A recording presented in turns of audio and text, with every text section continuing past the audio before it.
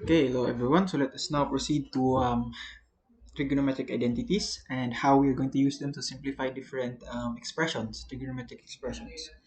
Okay, so let's start with the Pythagorean identities and then we'll move on to odd and even identities. So we will do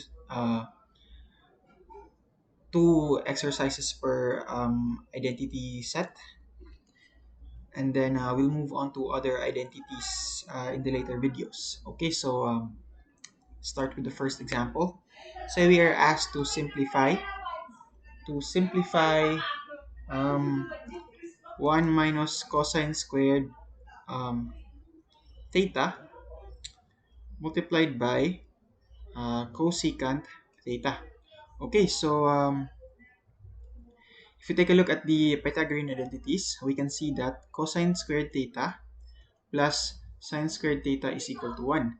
So we can actually express sine squared theta is equal to 1 minus cosine squared theta. So actually this is it, right? So let us write it as sine squared theta and then multiply it by, since cosecant theta is 1 over sine theta, right? So we can then cancel this out. We are then left with sine theta.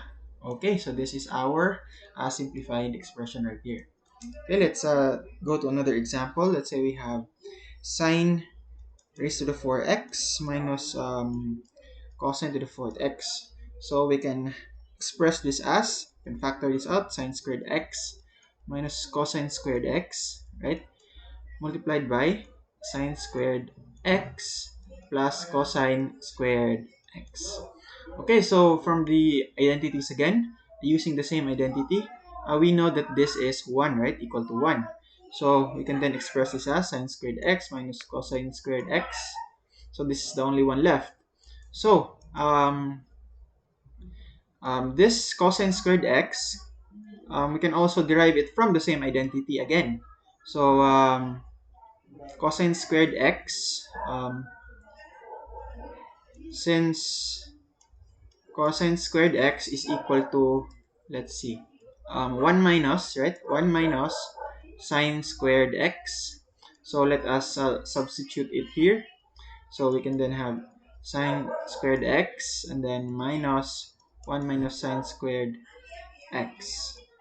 Okay, so we will then get sine squared x minus 1 plus sine squared x. So we will get 2 sine squared x minus 1. Okay, so that is our simplified expression.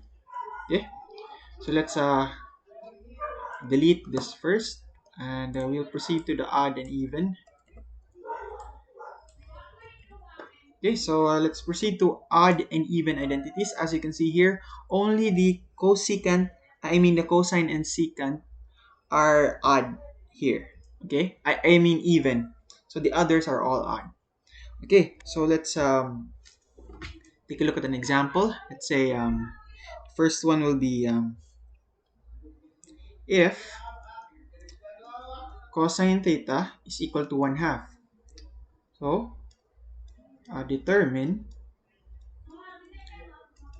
cosine negative theta and secant negative theta.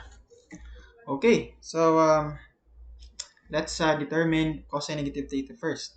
So since cosine negative theta, see if we look here in the identities, since cosine negative theta is actually equal to cosine theta, right?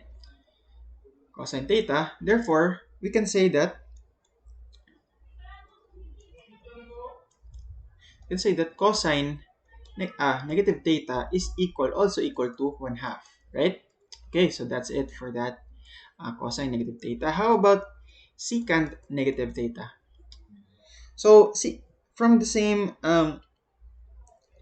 table right here, we have secant negative theta is equal also to secant theta. And one, we know that secant theta is 1 over cosine theta, right? Which is equal to this is 1 over 1 half. We will then get 2. Okay, so that is our secant negative theta is equal to 2. Okay, so let's move on to another example. Say we have determine Determine if the following function is odd or even. So let's take a look at the function. F of x is equal to x cubed sine of x. Okay, so let us substitute negative x here. So we have negative x cubed, and we have sine of negative x. Okay, so we will get negative x cubed is equal to negative x cubed, right? So, and then sine negative x. So from the identities right here, sine negative x equal to negative sine x. So multiplied by negative sine x. So we can then say that negative times negative, we get x cubed sine x. So which is actually the same as our given. So we have here, therefore, f of negative x equal to f of x. Therefore, the function is even. Okay, so that's it for our examples, and we'll proceed to the next identities in the next videos. Okay, so thank you for watching.